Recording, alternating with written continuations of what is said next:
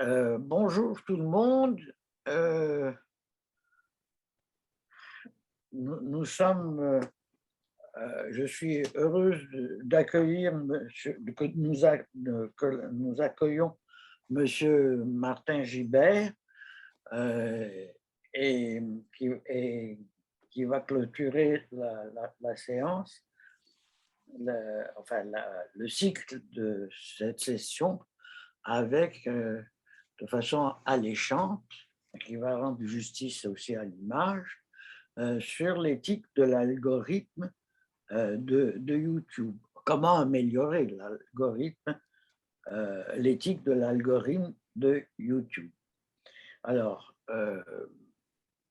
j'espère que tout le monde m'entend. Je sais qu'on me suit aussi, qu'on nous suit aussi sur les réseaux sociaux et, et on a fait assez la publicité, enfin IDA, pour qu'il y ait le plus de monde qui nous rejoigne.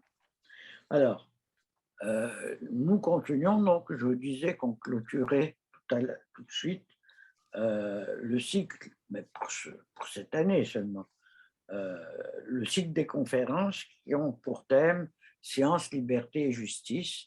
Et autrement dit, en peu de mots, c'est que chacune des conférences qui se sont faites, qui ont été données, ont essayé de réfléchir sur les enjeux politiques, les enjeux sociaux, les enjeux culturels de progrès, si l'on veut, euh, du développement des nouvelles sciences avec les enjeux traditionnels de la, de, de la société politique et sociaux qui s'en vont en raison inverse euh, dans le déclin et dans l'indifférence. Alors, nous essayons de contribuer à une sensibilisation plus élevée de ces enjeux, de ces défis, de voir, enfin, de façon irénique, le rapport, et non plus tensionnel, des sciences avec, avec les enjeux sociaux. Alors, je rappelle que les trois premières séances sont celles de Jean-Claude Simard, Yves Gingras et Elisabeth Crane, et ils sont disponibles en ligne sur notre site internet http://unesco.cherphilo.ucam.ca ainsi que sur notre page Facebook. S'il te plaît, Ida, si tu veux écrire dans le chat l'adresse si ce n'est déjà fait, parce que c'est trop long. Alors, bon, maintenant, je vais laisser la parole tout de suite à notre ami Simard, qui va nous présenter notre sympathique conférencier. Merci, Josiane. Alors, bonjour tout le monde et bienvenue donc à cette dernière séance de l'année 2021 de la chaire UNESCO d'études des fondements philosophiques de la justice et de la société démocratique. Et je vais agir comme modérateur pour la séance. Alors, voici comment ça va se dérouler. On aura d'abord la conférence de M. Gibert, que je vais présenter évidemment au préalable. Ensuite, on aura des questions générales de Yves Couture, qui est professeur de sciences politiques à l'UQAM, qui vont servir à lancer le débat. Et après les réponses, les réactions de M. Gibert, on procédera donc aux échanges, donc à l'ouverture de la séance avec le public. M. Gibert disposera d'à peu près de 30 minutes. Si je vois qu'il dépasse trop, je lui ferai un petit rappel amical. Et je vous présente. Je peux lui faire bip, bip, bip. Je ne suis pas certain que je vais procéder de cette façon, mais en tout cas, je ferai un rappel amical. Et donc, je vous présente M. Gibert. Alors, M. Gibert est chercheur en éthique de l'intelligence artificielle à l'Université de Montréal. Il est affilié au Centre de recherche en éthique, le CRE, mais aussi à l'Institut de valorisation des données, l'IVADO. Il a publié jusqu'à maintenant 3 livres. L'imagination amorale, qui est paru chez Hermann à Paris en 2014. Un deuxième ouvrage au titre assez intriguant et un peu percutant, Voir son steak comme un animal mort, en 2015 chez Lux à Montréal. Et l'an passé, donc un ouvrage qui est en lien avec le sujet de la conférence aujourd'hui, Faire la morale au robot, une introduction à l'éthique des algorithmes. Alors, ça a été publié chez Atelier 10 à Montréal. Atelier 10, là, pour ceux qui ne connaissent pas cette maison d'édition, c'est eux qui publient aussi là, ce magazine qui a fait beaucoup de bruit lorsqu'il a commencé à apparaître en 2015, un nouveau projet qui s'est taillé une place enviable là, parmi la faune des magazines québécois. Alors, M. Gibert donc, va nous présenter une conférence intitulée « Comment améliorer l'éthique de l'algorithme de YouTube ». Et comme je disais tout à l'heure, celui-là, c'est environ 30 minutes. On n'est pas à cheval sur les principes, c'est autour de 30 minutes. Et après la conférence, donc, je reviendrai pour donner la parole à Yves et ensuite à l'ensemble du public. Alors, M. Gibert, la parole est à vous. Eh bien, merci beaucoup pour cette introduction, merci pour l'invitation et bonjour à toutes et à tous. Je vais partager une présentation. Alors, Voilà. là, vous devriez commencer à voir des choses. Oui, on la voit très bien. On voit de belles images aussi. Ouais, on va aller la voir mieux que ça normalement encore. Attendez.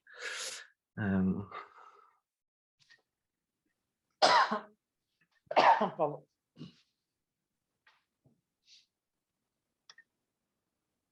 Voilà. Très bien. Donc, ce dont je vais vous parler aujourd'hui, c'est d'un sujet sur lequel je travaille depuis quelques mois maintenant. Il n'y a rien d'écrit, donc c'est encore un travail en cours, si bien que vos réactions, vos questions pourront tout à fait m'aider. Puis c'est aussi quelque chose sur lequel je travaille avec deux collègues qui sont les Nguyen Hoang et Maxime Lambrecht, qui sont tous les deux des youtubeurs philo, mais qui connaissent assez bien l'application dont je vais vous parler. Avant ça, quelques mots sur mon parcours, comment est-ce que j'en suis parvenu là. Donc, j'ai fait de la philo, j'ai fait un doctorat à l'Université de Montréal en psychologie morale, hein, donc sur pourquoi est-ce qu'on a les intuitions morales qu'on a. Puis mon sujet précis, c'était l'imagination morale, qui était mon premier livre. Ensuite, j'ai un peu appliqué ces résultats de psychologie morale au cas de notre rapport aux animaux avec le livre « Voir son steak comme un animal mort ». Et depuis 2017, maintenant, je travaille comme chercheur en éthique de l'intelligence artificielle à l'Université de Montréal. Dans ce cadre-là, j'ai travaillé à la Déclaration de Montréal pour un développement responsable de l'IA. J'ai développé un blog qui s'appelle « La quatrième blessure » où je publie régulièrement des articles. Et comme on le disait l'an dernier, donc j'ai publié ce « Faire la morale au robot » qui est une introduction à l'éthique des algorithmes. Et la question qu'on va traiter aujourd'hui, c'est bien une question d'éthique des algorithmes. Alors, comment rapidement je positionne l'éthique des algorithmes? Alors, c'est le domaine le plus général, ça serait l'éthique de la technologie, qui est en gros de savoir qu'est-ce qui est bien, mal, vertueux, juste de faire avec des technologies. À l'intérieur de ça, on peut spécifier des technologies du numérique ou de l'information, donc ça donne l'éthique du numérique ou de l'information. À l'intérieur de ça, on va spécifier l'éthique de l'intelligence artificielle. Là encore, qu'est-ce qu'il est bien, juste, correct de faire avec des systèmes d'intelligence artificielle. Et à l'intérieur de ça, on a l'éthique des algorithmes qui, en gros, je définis ça comme les questions morales que se posent les programmeurs et les programmeuses au moment de la programmation. Est-ce qu'on adopte telle ou telle catégorie? Comment est-ce qu'on paramètre tel ou tel principe? Comment la question du livre et la question de l'éthique des algorithmes, en tout cas surtout quand ce sont pour des algorithmes qui sont un peu autonomes, c'est vraiment comment essayer de transposer les grands principes moraux qu'on connaît en algorithme. Alors, les systèmes de recommandation, définition du Wikipédia, parce que le YouTube, c'est un système de recommandation, c'est ça qui va m'intéresser.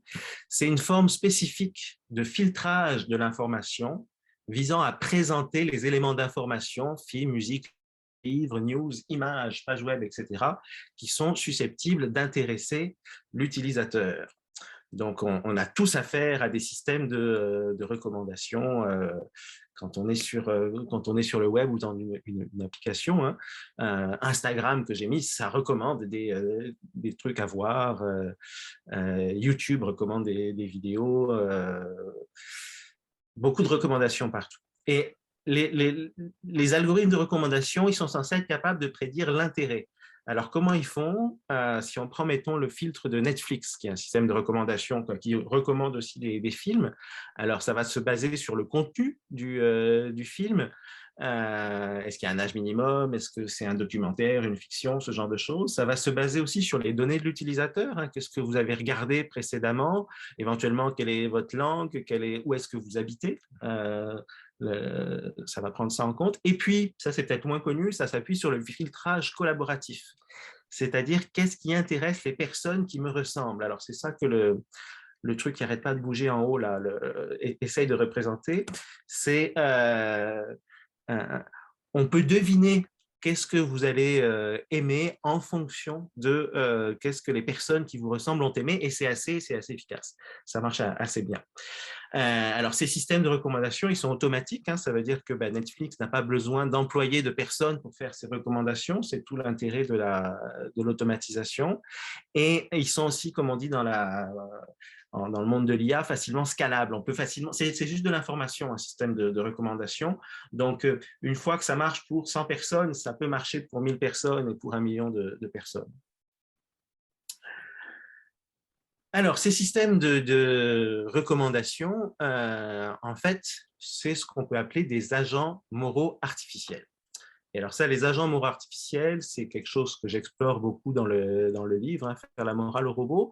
Ça vient, l'expression d'un livre de 2008 de Wallace et Allen, qui s'appelle Moral Machines, qui est un peu une introduction, un des premiers livres qui porte vraiment sur ce type de questions. Alors, qu'est-ce qu'ils écrivent? Ils disent ceci: aujourd'hui, les systèmes automatiques s'approchent d'un niveau de complexité qui, selon nous, exige qu'ils prennent eux-mêmes des décisions morales, qu'ils soient programmés avec des sous-routines éthiques, pour reprendre une expression de Star Trek. Cela va élargir le cercle des agents moraux au-delà des humains à des systèmes artificiellement intelligents que nous appellerons des agents moraux artificiels. Alors, peut-être l'exemple le plus simple pour voir ce que c'est qu'un agent moral artificiel, pensez à une voiture autonome qui devrait prendre des décisions, entre guillemets, morales avec un dilemme où il s'agirait d'épargner un enfant ou un vieillard en tournant à gauche ou à droite. Mais c'est ça qui m'intéresse ici. Il faut voir que les systèmes de recommandation aussi ont une dimension normative. Les systèmes de recommandation sont des agents moraux artificiels. Donc, quand on dit à quelqu'un tu devrais voir, lire ou écouter ceci, il y a quelque chose de normatif et ça peut avoir des conséquences morales. On peut évaluer moralement une recommandation. Et donc, on peut dire que les systèmes de recommandation sont des agents moraux artificiels. Cette question de l'éthique, de la morale, moi je ne fais pas de différence entre les deux, dans les algorithmes, en fait, je l'avais rencontré avant même de travailler sur ces questions d'intelligence artificielle. Je l'avais rencontré dans un article que j'avais écrit justement pour le magazine Un Nouveau Projet qu'on évoquait tantôt. En 2016, j'avais écrit un article qui s'appelait « L'étrange cas du racisme sexuel » et c'était basé sur une recension d'un livre de Christian Rudder qui s'appelle « Dataclysm ». Et donc, c'est un livre qui présentait les big data, qui était un petit peu nouveau à l'époque, toutes les informations qu'on peut récupérer sur le web pour mieux connaître la société, des informations sociologiques en particulier. Il faut savoir que Christian Rudder, en plus d'être l'auteur de ce livre, ça a été le fondateur d'un site de rencontre qui s'appelle OkCupid, un site de rencontre en ligne, qui est un site de rencontre qui demandait beaucoup d'informations aux usagers et qui avait du coup des données assez précises sur qui veut dater qui sur ce site de rencontre. Et donc voilà, ce qui apparaissait dans ce livre, entre autres, mais en tout cas ce sur quoi je focalisais mon attention dans ma recension, c'est l'idée que les big data permettent de constater des injustices. Et ça, c'est ce qu'on voit dans le dessin en bas, le graphique en bas à droite avec les hommes et les femmes. En fait, on constate, quand on regarde qui l'a écrit qui sur les sites de rencontres, le nombre d'étoiles qui apparaissent sous les profils, ben, qu'il y a des inégalités selon les races. En gros, les hommes asiatiques et les femmes noires reçoivent en moyenne significativement moins d'étoiles sur leur profil. Et donc, on peut imaginer qu'elles ont aussi, ils et elles ont significativement moins de demandes de rencontres. Et ça a soulevé un sujet un peu étrange et philosophiquement, éthiquement intéressant, celui du racisme sexuel. Est-ce qu'il y a vraiment une injustice qui est faite à ces personnes qui ont comme moins d'opportunités que les autres? Alors, je ne vais pas trop rentrer dans le détail de cet article, mais je l'évoque ici parce que c'est la première fois où je m'étais posé la question, est-ce que ce ne serait pas possible de nudger l'algorithme d'un site de rencontre pour atténuer ces inégalités ou compenser ces injustices? Par exemple, en mettant plus de l'avant les profils d'hommes asiatiques et de femmes noires, par exemple. Et donc, le big data nous permet à la fois de constater des injustices et des inégalités et peut-être d'essayer de pas le big data, mais l'intelligence artificielle et les algorithmes pourraient nous permettre de les corriger en partie. Et d'ailleurs, il y a eu un exemple tout récent d'éthique des algorithmes liés à ça, c'est l'application de rencontre gay Grindr en 2020 a décidé de ne plus permettre les recherches par critères de race dans les personnes puissent plus dire je cherche un partenaire de telle ou telle race. Alors, on en vient maintenant à YouTube.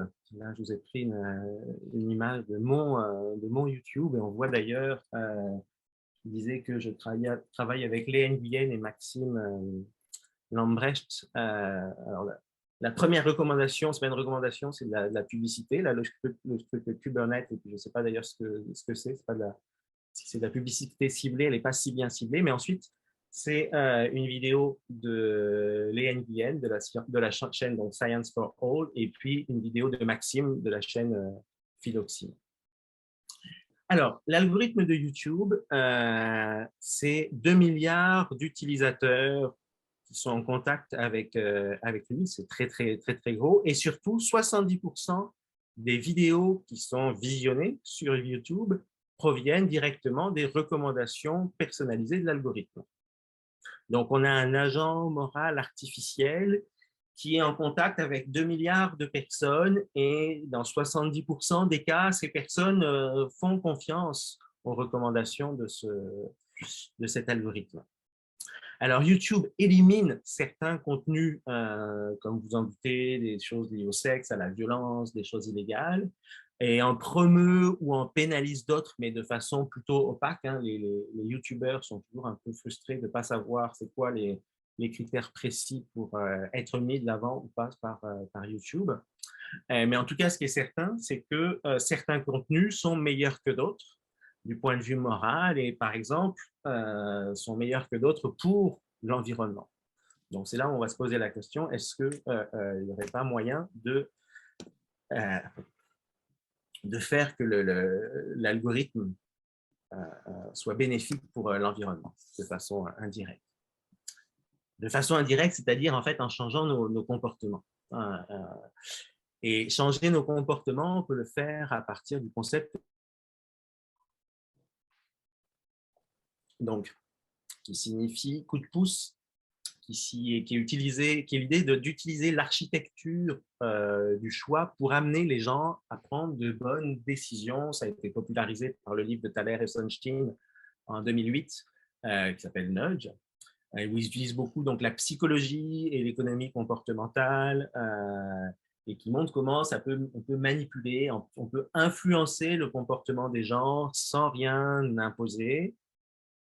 Des exemples classiques de nudge, donc c'est dans la cafétéria, si vous mettez les chips plus facilement à portée de main que les pommes, les gens vont manger davantage de chips. Et sachant que pour leur santé, c'est probablement mieux qu'ils mangent davantage de pommes, un nudge consiste à mettre les pommes plus accessibles que les chips. Un autre exemple de nudge, qui n'est pas pour la santé des gens, mais qui est pour minimiser le travail des gens qui nettoient les toilettes. Ça a commencé dans un aéroport d'Amsterdam où on s'est rendu compte que si on dessinait une mouche sur les toilettes des hommes, les hommes qui étaient très joueurs voulaient viser la mouche avec leur jet d'urine et ça faisait moins de splash et les toilettes se nettoyaient plus, étaient moins sales. Ça faisait gagner du temps de nettoyage. En tout cas, voici ce que sont des nudges. Donc, on n'impose rien. Hein, on ne dit pas aux hommes d'uriner sur la mouche. Ils font ça tout seuls. Mais ça a de bonnes conséquences, idéalement pour eux ou de bonnes conséquences. Les nudges verts, c'est avoir de bonnes conséquences pour l'environnement. Alors, des exemples de nudges verts qui existent, c'est que les imprimantes fassent par défaut du recto verso. Dans les hôtels, vous avez sans doute vu maintenant, les serviettes sont… on vous incite à réutiliser la serviette. On peut penser à l'option vegan par défaut dans des repas collectifs ou des choses comme ça. Alors, maintenant qu'on a en place tous ces éléments, on peut voir l'argument pour améliorer l'algorithme de YouTube. Hein. Première prémisse, ce serait l'idée que lutter contre les crises environnementales est une obligation morale. Je les mets au pluriel parce que il n'y a pas que la crise climatique, il y a aussi la crise de la biodiversité, il y a aussi le pic pétrolier, et puis il y en aurait même d'autres, donc il faudrait plutôt en parler au pluriel, même si on a surtout conscience de la crise climatique. Donc, en tout cas, on a cette obligation morale-là. Changer certains de nos comportements, par exemple, moins d'avions, plus d'engagement politique ou associatif, est une manière efficace de lutter. Troisième prémisse, il est possible de tweaker l'algorithme de YouTube pour favoriser significativement de tels comportements, par exemple, moins prendre l'avion, plus d'engagement politique. On peut le faire de manière moralement acceptable et robuste à long terme. Conclusion, on doit tweaker l'algorithme de YouTube pour l'environnement. Alors, évidemment, le débat se concentre autour de, en tout cas, une partie du débat peut se concentrer autour de ce qu'on appelle de manière moralement acceptable et robuste, parce qu'évidemment, tous les types de nudge ne sont pas forcément acceptables. Hein. Donc, quels types de nudge sont acceptables, inacceptables ou gris? Pour vous donner un exemple d'inacceptable, les images, alors le nom m'échappe, mais les images qui durent très très peu de temps et que notre inconscient voit, mais pas notre conscient, peuvent être assez efficaces pour un comportement, mais en général, on va penser que ce n'est pas acceptable de manipuler avec ce type d'image très courte. On peut aussi se poser la question, est-ce que les nudges devraient s'adresser au système 1 ou au système 2 ou au 2? Là, c'est la référence au système de Daniel Kahneman, donc le système 1 qui est le système automatique, le système émotif, et le système 2 qui est le système plus rationnel, lent, réfléchi. Alors, c'est sûr qu'il y a davantage de manipulation en général quand on s'adresse au système 1 que quand on s'adresse au système 2. On va remarquer aussi que les nudges pourraient être plus ou moins insistants. On peut plus ou moins pousser un contenu, on peut plus ou moins retenir un contenu. On peut être très précis, surtout avec des algorithmes. Maintenant, la question est de savoir quel contenu pousser ou freiner pour produire des changements efficaces de comportement. Alors ça, c'est évidemment une question empirique parce que ce qu'on veut, c'est des changements qui aient des effets réels. Donc, si on sait qu'une vidéo donnée fait que les gens systématiquement changent leur comportement, on aura de bonnes raisons d'essayer de la pousser pour l'environnement. Donc, il y a une question empirique et puis il y a une question, est-ce que ça marche? Une question de psychologie, si on veut. Et puis une question éthico-politique, à savoir, bon, mais il y a différentes façons de lutter contre la crise environnementale et lesquelles on préfère. On pourrait penser Donc, pour freiner les changements climatiques, on pourrait avoir des politiques sur le nombre, pas des politiques, des vidéos sur le nombre d'enfants en disant il faut faire le moins d'enfants possible. C'est très controversé, mais je prends cet exemple pour montrer que justement il y a des enjeux éthico-politiques. Sur la consommation de viande, ça l'est peut-être un peu moins, même si les gens ont du mal à passer aux actes. Sur les transports, l'avion, la voiture, sur la consommation d'énergie non renouvelable, sur l'engagement politique ou associatif pour l'environnement. Donc, voilà, on a tous ces contenus possibles, on peut les adapter au système 1, au système 2, on peut plus ou moins les pousser. Et quelles approches,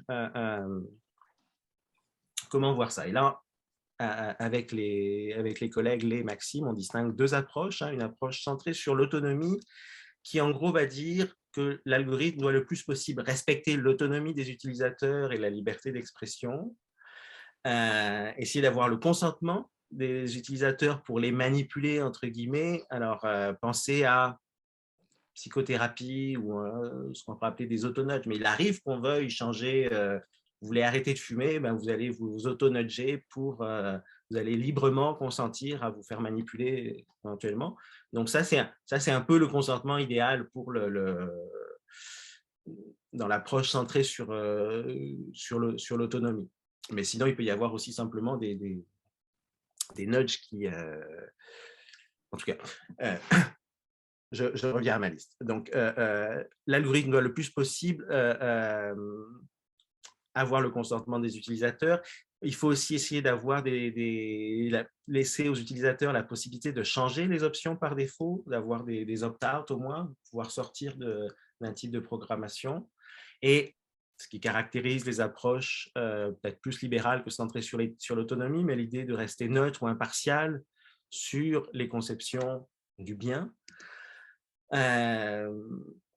Autre élément associé à cette approche, l'idée que les nudges qui s'adressent au système 2, donc au système rationnel, un peu comme un professeur qui s'adresse à une classe, ben, ce n'est pas de la manipulation, donc c'est correct de présenter un documentaire qui explique les effets des changements climatiques de façon claire et scientifique.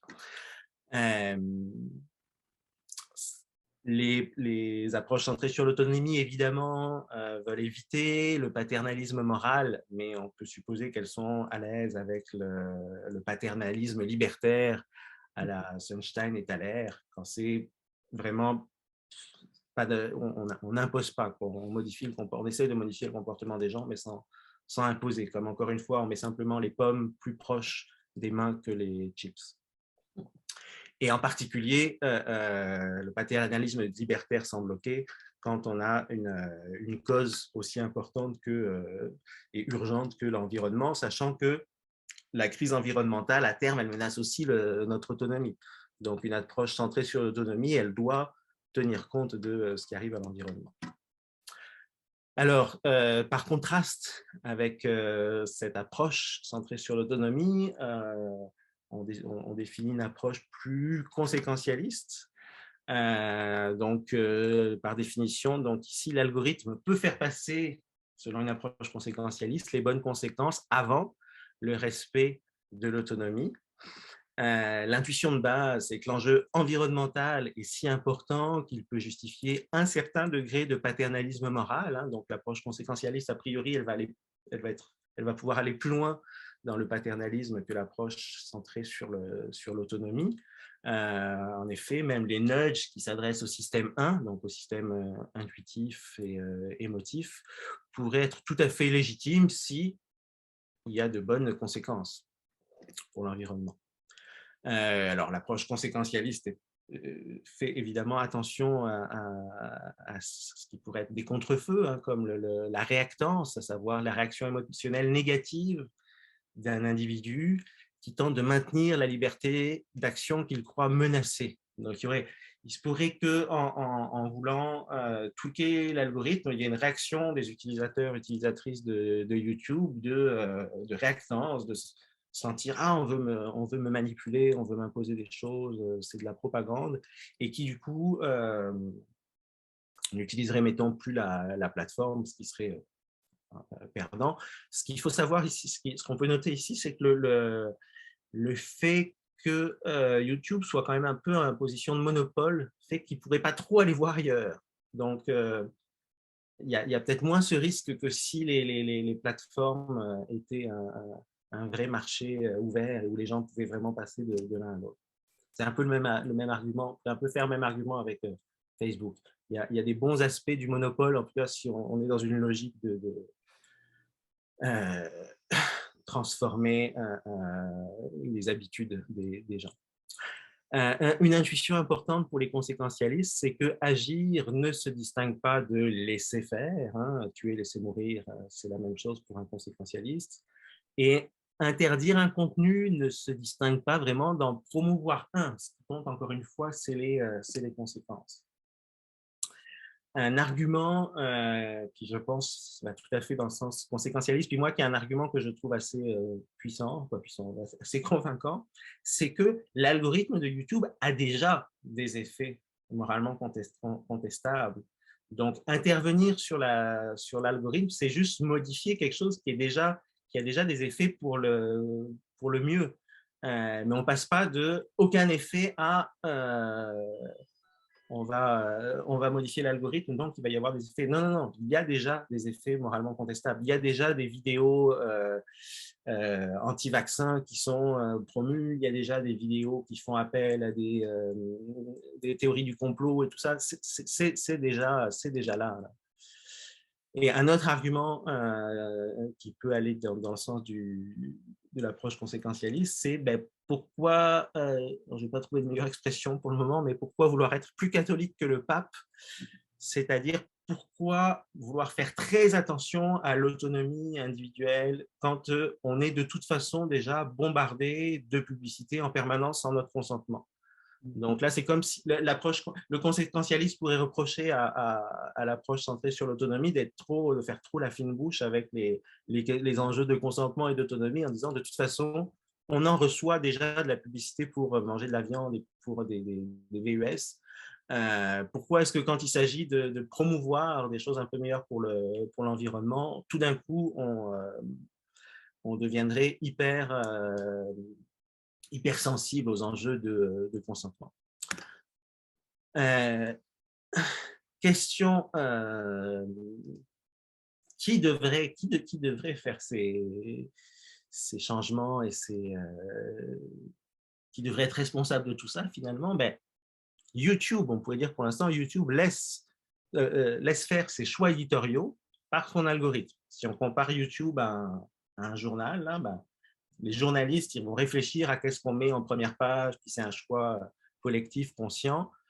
Là, c'est l'algorithme qui fait ça individuellement pour chaque personne, mais ça reste en un sens des choix éditoriaux et des choix qui ont une influence énorme. Donc, rappelez-vous, 2 milliards d'utilisateurs.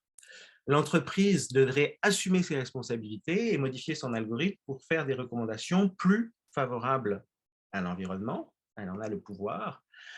Lutter contre les crises climatiques paraît suffisamment consensuel et urgent pour emporter l'adhésion des utilisateurs, en tout cas de la plupart des utilisateurs. D'ailleurs, peut-être un premier pas, en 2021, Google, en octobre dernier, Google a annoncé que les contenus qui nient la réalité du changement climatique, notamment sur YouTube, parce que oui, YouTube est une propriété de Google, Google est une propriété de Alphabet. Donc, Google annonce que les contenus qui nient la réalité du changement climatique ne pourraient plus recevoir de revenus publicitaires. Donc là, il n'y a pas de promotion, mais on met un tout petit peu on pénalise un petit peu certains contenus pour que les producteurs de ces contenus ne fassent pas d'argent avec. Alors, je conclus avec le modèle auquel on réfléchit pour répondre vraiment plus en détail qui doit décider quoi nudger, si on est d'accord pour dire qu'il faudrait nudger qu'il faudrait tweaker l'algorithme de YouTube pour nudger les gens pour favoriser l'environnement. la réponse à laquelle on arrive, mais je serais heureux d'en discuter, c'est que c'est probablement mieux que ce soit YouTube lui-même qui décide quoi nudger. Là, c'est Suzanne Wojcicki, la CEO. Mais ce qu'on suggère plutôt, c'est que YouTube le fasse en toute transparence et en suivant des recommandations scientifiques et politiques. Et qu'il soit du coup, qu'on puisse le critiquer pour ce qu'il fait, parce que ça a été fait de façon transparente. Donc, supposons que chaque année, l'entreprise présente un menu détaillé qui dirait des choses comme ceci. À moins d'un opt-out, donc vous avez la possibilité d'aller dans les réglages, dans les paramètres de votre YouTube pour enlever ça, mais si vous ne le faites pas, à moins d'un opt-out, 2% du contenu recommandé à chaque utilisateur sera pro-environnement et réparti ainsi. Donc voilà, dans les informations qui vous arrivent là par YouTube, dans les recommandations, 2%, ce serait une fiction, c'est une expérience de pensée, ce serait du contenu pro-environnement. Et donc, transparence, parce que YouTube dirait même précisément comment c'est réparti. Donc, mettons 30% de ce contenu favoriserait l'engagement politique et associatif, 20% le vélo, 20% la bouffe végé, 20% serait éducatif. Alors là, on pourrait même rentrer plus en détail en disant bon, on veut 50% de promotion de vidéos sur la crise climatique, 30% sur la biodiversité, 20% sur le prix pétrolier. On pourrait imaginer des vidéos anti, pas simplement pro, donc des vidéos anti-avion. Pour que, là, on pourrait même aller chercher le système 1, faire peur aux gens pour pas qu'ils prennent l'avion. C'est contestable, ce sera discuté. Même chose pour des vidéos anti-viande. Puis là, YouTube pourrait dire, puis non, antinatalisme, c'est trop controversé, donc on n'a pas de... On ne fait pas de vidéos antinatalistes.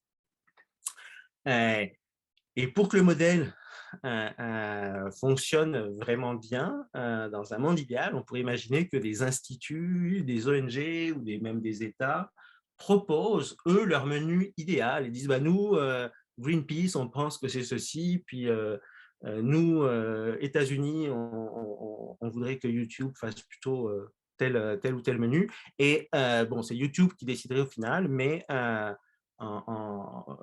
chose serait discutée, les médias pourraient en parler. Et puis ben voilà, c'est ce dont je voulais vous parler aujourd'hui, dont je remercie mes partenaires Université de Montréal, Ivado et Centre de recherche en éthique. Et je vais arrêter mon partage. Voilà.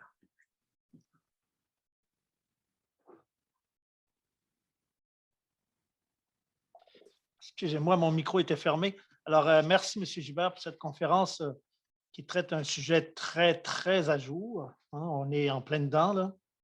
Ça ne saurait être plus actuel. Merci aussi d'avoir respecté le temps imparti, de m'avoir évité un rappel amical. J'apprécie. Ça facilite mon travail. Alors, on va donc passer à la partie suivante de cette séance. Comme je l'avais annoncé, c'est Yves Couture, qui est professeur de sciences politiques à l'UQAM, qui va adresser quelques questions générales à M. Gibert. Je vais laisser ensuite M. Gibert répondre ou réagir, puis ensuite, dans la partie suivante, on passera à la section publique. Je vais prendre de quoi noter un instant. Oui, je vous en prie. On vous attend. Oui. Pendant ce temps-là, Yves on a besoin d'un crayon toujours. Oui, puis pendant ce temps-là, Yves va peaufiner ses questions. Non, ça va, il n'aura pas le temps parce que j'ai trouvé ce que je cherchais très vite. Ah, mais il pense très rapidement, vous allez voir. Non. Merci pour cette conférence que j'ai trouvée. Attends, Yves, je pense qu'il n'est pas revenu. C'est bon. OK, d'accord, tu peux y aller. Je dois admettre que je l'ai trouvée assez fascinante et que j'aimerais avoir le temps de peaufiner. Mais puisque je ne l'ai pas, je vais y aller directement. J'aurais plusieurs questions, même techniques, sur comment ça fonctionne, mais je vais quand même essayer de m'en tenir à des questions plus générales. Première réaction qui m'a amusé en l'ayant, même quand vous avez parlé de plus catholique que le pape. J'enseigne à tous les ans dans mon cours de pensée politique classique des extraits de la Somme théologique de Thomas d'Aquin, qui, dans un article, pose la question « Les lois humaines doivent-elles défendre, au sens d'interdire, tous les vices ?» Et Thomas d'Aquin répond « Non, ce serait un contrôle abusif qui créerait de la réactance. » Il ne dit pas réactance, mais c'est un peu l'argument. Donc, Thomas d'Aquin est bien plus libertaire que tous ceux qui nous proposent ces nudges. C'est assez amusant de voir que le souci du bien aujourd'hui se permet de faire des suggestions de contrôle que même un théologien aussi orthodoxe que Thomas d'Aquin ne se permettrait pas de faire. Alors, tout ça pour dire que ça m'inquiète un peu quand même, ce contrôle par les nudges et YouTube. Et je me suis demandé à la fin de votre exposé, vous avez dit des instituts même pourraient proposer un modèle de nudge. C'est un nouveau mot pour moi, puis ça m'amuse de l'utiliser. Ou même YouTube elle-même. Et je me suis posé la question, est-ce qu'il ne pourrait pas y arriver la même chose qui est arrivée avec les médias plus traditionnels? C'est-à-dire qu'il y a eu une époque où il y avait de grands médias comme la BBC, puis les grandes chaînes américaines, et on assistait à un fractionnement ensuite infini, et notamment un fractionnement idéologique, où si vous voulez entendre un discours pro-Trump, vous allez aller sur telle chaîne, et si vous voulez entendre un discours plutôt démocrate, vous allez aller sur CNN, etc., etc.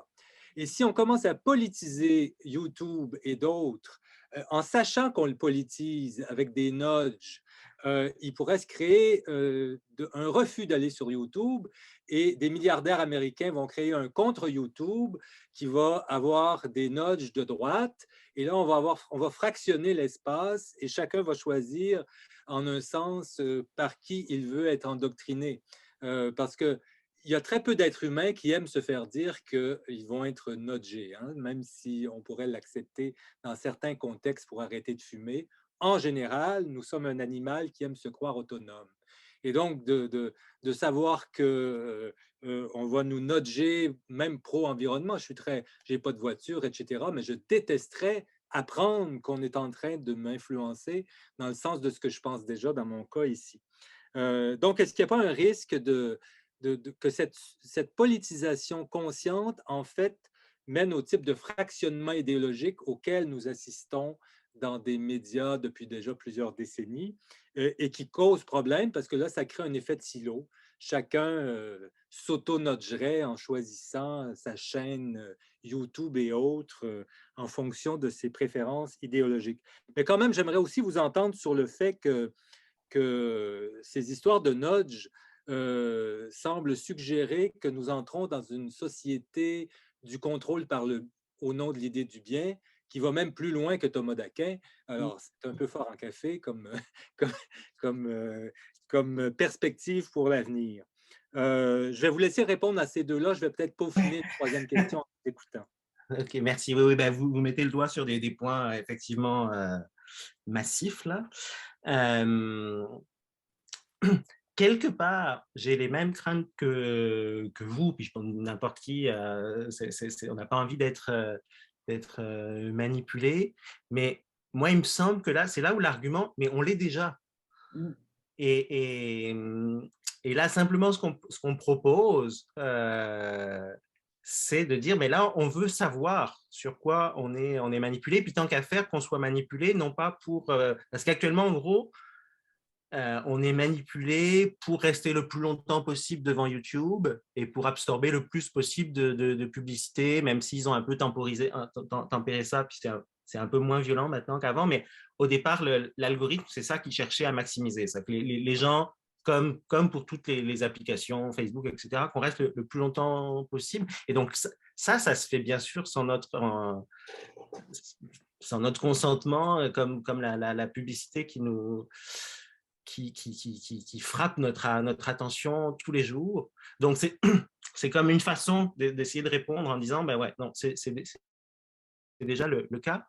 Le risque de politiser YouTube, effectivement, je le vois, puis ouais, on imagine tous les deux un peu le même genre de scénario. Effectivement, la droite américaine, mettons, qui lancerait un contre YouTube. Bon, c'est pas sûr qu'ils seraient capables de le faire, parce que comme je disais, il y a déjà le monopole, mais surtout mon espoir. Alors, peut-être là, je suis naïf et puis que politiquement, j'arrive avec mes principes moraux puis je regarde pas trop la réalité politique, mais que, en gros, les gens pourraient accepter que c'est bien de lutter contre la crise climatique. Je pense qu'on est rendu… On pourrait utiliser tout à fait le même système pour promouvoir d'autres causes, et puis ça pourrait faire du sens, et peut-être qu'un jour on y arrivera, je pense, je sais pas, des causes antiracistes, antisexistes, des choses comme ça. Mais là, pour le coup, j'ai l'impression que la réactance pourrait être plus fort, mais que sur un truc comme le changement climatique, on est quand même rendu à… on le sait, là, qu'il faut faire un effort. Et si l'effort, c'est d'accepter de pas faire le opt-out sur mon YouTube. Encore une fois, c'est la proposition que je fais, qu'on fait, c'est comme 2%. 2% donc 98% des vidéos qui sont recommandées, c'est la même chose qu'avant. Elles visent simplement à satisfaire votre intérêt. Elles sont basées sur ce que vous avez vu avant. Mais sur ce 2%, donc une vidéo sur 50, et encore une fois, c'est une recommandation, vous n'êtes pas du tout obligé de cliquer dessus pour la voir. C'est comme les pommes à la cafétéria. Là, si vous ne voulez pas manger de pommes, vous n'en mangerez pas. 2%, c'est une vidéo faite pour faire le bien. Mais après, c'est vrai qu'il y a il y a effectivement, et là, ça prendrait sans doute un gros travail de communication, de stratégie. Les gens ne veulent pas se faire dire quoi faire, mais un peu quand même. Euh, on a fini par se faire vacciner en grande partie. Bon, voilà. Alors, je reviens, si vous me permettez. Donc, j'ai eu le temps un peu de peaufiner, comme on disait. Alors, oui, l'argument qu'on est déjà, en un sens, manipulé, mais cet argument pourrait mener à une autre conclusion qui serait de dire: prenons conscience des manipulations que nous subissons pour renforcer le plus possible l'autonomie, et non pas pour être manipulés au service du bien. Et je me demande si vous mesurez assez cette réactance, qui est un terme nouveau pour moi, mais j'en ai appris plusieurs aujourd'hui, merci. Euh, Par exemple, on a sous les yeux les publicités gouvernementales contre le racisme du gouvernement du Québec. Comment appelle-t-on un latino-américain tatoué qui court dans les rues de Montréal? On appelle ça un ami québécois. Bon. Et j'apprenais dans les semaines qui viennent de s'écouler, depuis que ces publicités existent, qu'elles sont devenues le pain et le beurre des humoristes qui s'en moquent et qui les tournent en ridicule et qui disent que ces publicités qui veulent notre bien, bien entendu, il ne faut pas être raciste, etc., sont jugées elles-mêmes d'une naïveté qui frôle le racisme, et qu'elles suscitent plus de réactions négatives que de réactions positives. Donc, on a un phénomène de réactance qui serait très fort, notamment chez les jeunes issus de l'immigration qui trouvent ces publicités manipulatrices, naïves, mal faites, etc. Et il y a déjà eu d'ailleurs des contre-publicités assez amusantes qui étaient plus réussies sans doute que les publicités gouvernementales. Alors, il me semble que ça reflète là le réflexe normal d'un être humain qui, quand il apprend qu'il est manipulé, il réagit en réactance, donc peut-être même avec un effet qui va aller dans le sens inverse du but recherché. Je ne sais pas comment on mesure ce phénomène de réactance.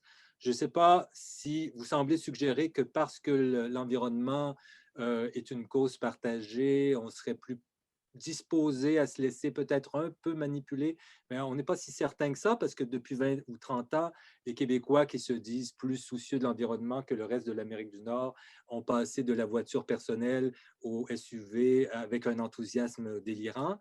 Donc, je ne suis pas si sûr que ça, que l'environnement, c'est un domaine où on accepterait plus d'être manipulé que les autres. Ben, peut-être que vous avez raison, hein. Mais il faut quand même voir que on dit manipuler, mais encore une fois, si on pense, c'est comme 2% des recommandations. Donc, ça veut dire que sur les 50 recommandations que m'envoie YouTube, il y en a une qui est un sujet qui pourrait m'intéresser. Est-ce que je me sens manipulé par ça? C'est pas sûr. En tout cas, quand je vais sur Netflix et puis que je vois que parce que j'ai vu une comédie, on m'envoie d'autres comédies, je me sens pas manipulé. Et sur alors, je ne sais pas si c'était dans cette intervention ou avant, mais j'y pense maintenant.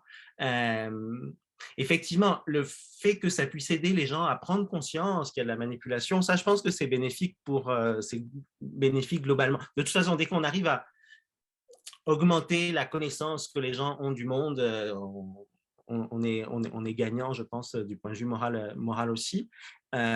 Et ce modèle hyper transparent, ce brouillon de modèle hyper transparent, me semble pourrait mettre l'accent là-dessus, parce que voilà, au final, ça va être YouTube qui dit bon, ben, nous, on assume qu'on considère que la viande, c'est quand même problématique, donc on va avoir un 5% de vidéos là-dessus. C'est sûr que le lobby de la viande sera fâché, c'est sûr que même chose s'ils disent on met des vidéos anti-avions, le lobby des avions va être fâché, mais au moins, on en parle, et peut-être que l'année d'après, YouTube se réajuste en disant bah, il y a des études qui sont sorties finalement, les avions avec tel machin, c'est un peu moins polluant, donc on va se calmer là-dessus.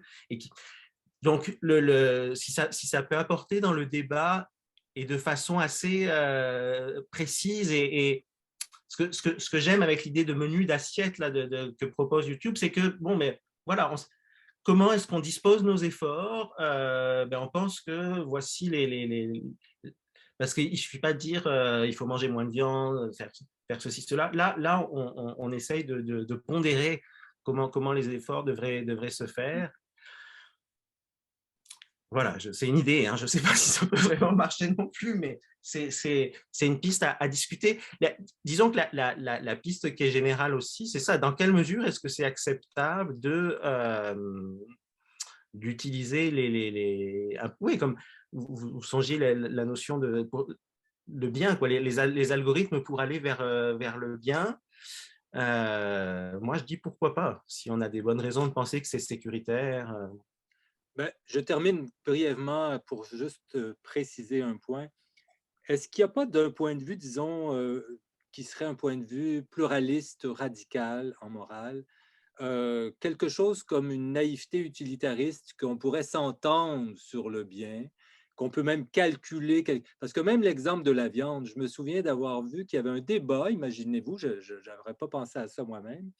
Il y a des gens des castes inférieures en Inde, des musulmans en Inde, qui disent que le végétarisme, c'est un mode de domination des castes supérieures hindoues, qui veulent par là imposer leur éthique en méprisant les musulmans et les gens des castes inférieures qui mangent de la viande. Alors là, je n'avais pas du tout, moi, pensé à ça, mais ça vient illustrer le fait qu'il n'y a peut-être pas d'enjeu moral où il y a un consensus sur le calcul supérieur d'utilité. Il va toujours avoir quelqu'un qui va venir contester votre prise de position politiquement en disant que ce que vous croyez être la vertu, en fait, comme dans mon exemple, c'est un mode de domination des castes sur les autres. Alors, je crois que l'expérience historique de l'humanité devrait nous amener à douter qu'il y a une doctrine du bien comme ça qui pourrait être s'imposer uniformément, sans contestation. Je termine, là, j'ai vraiment abusé. Est-ce que vous voulez réagir, M. Gibert? Oui, peut-être juste là-dessus. Sur l'exemple de l'Inde, peut-être que ça pourrait, on n'est pas obligé d'avoir, comme il est personnalisé, l'algorithme, c'est sûr qu'on pourrait très bien lui demander de ne pas envoyer les publicités, les contenus pro-VG aux Indiens de certaines castes, là, pour des raisons, pour des raisons politiques. Et il y avait une autre affaire que je voulais dire, que j'ai oublié, mais qui risque de me revenir tantôt. Merci, c'est très intéressant. D'accord, merci. En tout cas, il y a une chose dont on est certain concernant la dernière remarque de Yves, c'est qu'au moins, même si les hindous croient à la réincarnation, il n'y a pas trop de chances qu'un agent artificiel se réincarne dans une vache. Les chances sont faibles. Bon, blague à part, donc, on va ouvrir la séance commune. Je vous rappelle un petit peu comment ça va fonctionner. Alors, vous avez deux façons d'intervenir pour poser une question. Soit vous utilisez la petite icône qui est en bas de l'écran dans les réactions pour lever la main, puis je vais prendre en note les réactions et les demandes de parole. Soit vous utilisez le chat pour écrire votre question. À ce moment-là, je la relayerai. Et ceux qui nous suivent sur Facebook, vous pouvez aussi poser votre question via Facebook, puis on a des gens émérites de l'équipe technique qui vont me la relayer. Donc, vous avez trois façons de signaler votre intention. Lorsqu'on vous donne la parole, évidemment, vous ouvrez votre micro et il ne faut pas l'oublier, mais on vous demande aussi, s'il vous plaît, de mettre en fonction votre caméra. C'est une question de politesse. Hein, comme disait Lévinas, le visage, la principale voie d'accès à l'autre, hein, dans les relations humaines. Et dernière chose, on favorise les questions brèves et ciblées autant que possible pour que tout le monde ait la chance de parler. Alors, j'ai déjà 3 personnes qui ont signalé leur intention: Josiane, Léonard et Étienne Brown. Alors, Josiane, la parole est à toi. Ouvre ton micro, Josiane. Voilà, il est ouvert. Oui, oui, là, on t'entend. OK. Merci d'abord à Martin. C'était fascinant. Mais tout ce que vous dites est tout à fait louable et j'aime bien aussi surtout l'idée du menu parce que c'est un peu comme les paramètres quand on règle nos choses. Alors c'est facile à personnaliser, mais je veux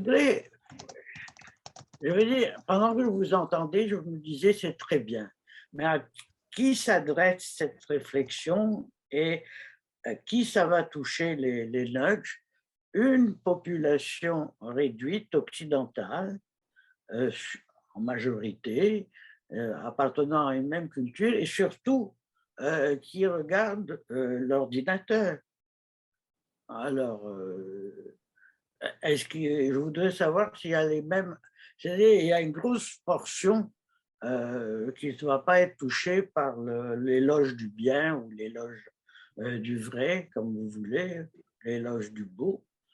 Et est-ce qu'il faudrait mettre peut-être l'accent, si on veut éduquer les populations, sur la télévision qui est plus universellement répandue que les systèmes informatiques?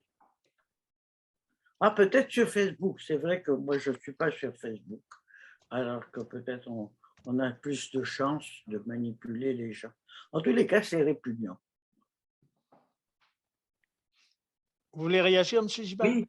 Alors, évidemment, YouTube ne touche pas à tout le monde, mais 2 milliards, c'est quand même gros. C'est plus que Qui vous n'importe dit que c'est 2 n'importe quelle milliards? chaîne de télévision. Pardon? Qui dit que c'est 2 milliards? Oh, bah, c'est les statistiques de YouTube, je n'ai pas vérifié, mais c'est majeur. Ça touche beaucoup de gens. Il y a beaucoup de contenu téléchargé, etc.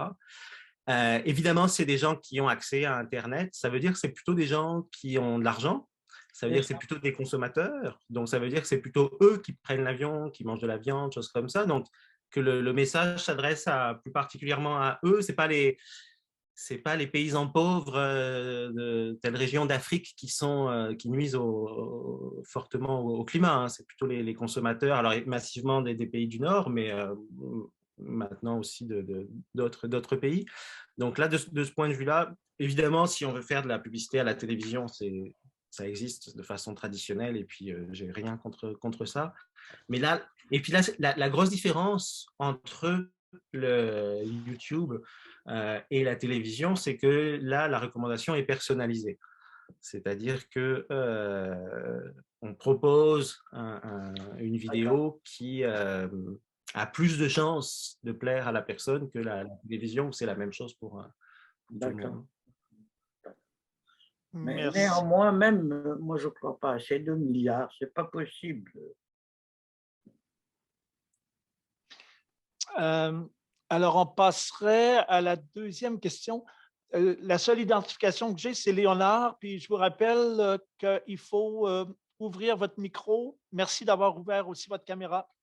Alors, on vous écoute. Identifiez-vous, s'il vous plaît, quand vous posez une question, quand on n'a pas votre autre chose qu'un prénom. Moi, c'est Léonard Jamfa. Merci. Je suis membre de la chaire. D'accord, merci. Oui. Je voudrais dire merci pour cette présentation qui m'a rappelé encore un vieux débat, surtout pour ce qui est de l'écriture de l'histoire. Un adage dit que quand celui qui écrit l'histoire, c'est le chasseur, il y a de fortes chances qu'on ne voie qu'un seul côté de, de la chasse. Ben, je voulais poser la question à M. Martin de savoir si le fait que l'expertise dans l'écriture de l'algorithme ne soit détenue que par une certaine catégorie de citoyens du monde ne pose pas un problème éthique pour ce qui est de la conception des filtres. OK, alors c'est une question un peu, c'est pas exactement la question du système de recommandation, mais je peux quand même en dire quelques mots parce que c'est effectivement un véritable enjeu lié à la justice. Et on peut effectivement, si on regarde actuellement qui fait les algorithmes, c'est essentiellement des hommes plutôt que des femmes, plutôt des hommes blancs, des hommes très éduqués en général, Amérique du Nord essentiellement. Donc évidemment avec un background et puis une perception morale des choses assez particulières. Évidemment que c'est problématique en particulier parce que ça fait qu'ils ratent des enjeux. Ils n'ont pas forcément de mauvaises intentions, mais il y a des choses qu'ils ne voient pas. Alors, il y a un certain nombre d'exemples. Un qui est tout simple là, mais qui est bien illustré dans le documentaire Coded Bias qui est disponible sur Netflix. Qui montre comment les systèmes de reconnaissance faciale ne marchaient pas du tout sur les visages noirs au départ parce qu'on les avait uniquement entraînés avec des visages blancs et les programmeurs, les programmeuses s'en étaient pas rendus compte parce qu'ils étaient tous blancs puis que ça marchait avec eux. Donc, on a effectivement ce genre d'enjeu.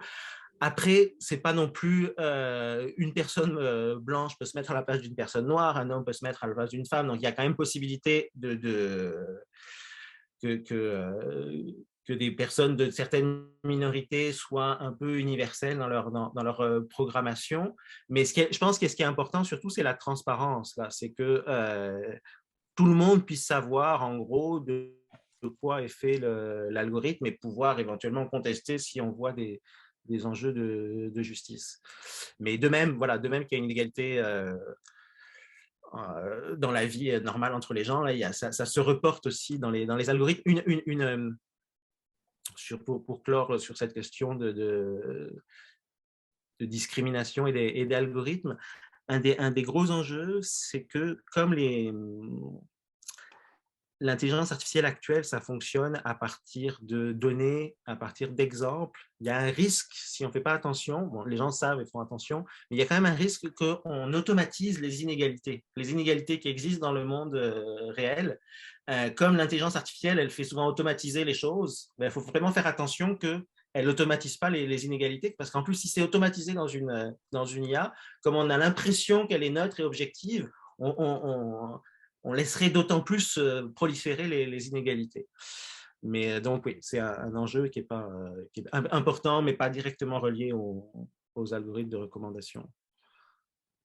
Merci. Alors, la prochaine question, là, j'ai 4 personnes qui sont annoncées. Là, je vous les donne dans l'ordre pour que vous sachiez à quel moment vous allez pouvoir poser la question. Donc, j'ai Étienne Brown, j'ai Ève Séguin, ensuite j'ai Martine et j'ai une question écrite de M. Bérubé que je vous relayerai, M. Gilbert. Donc, Étienne Brown, à vous.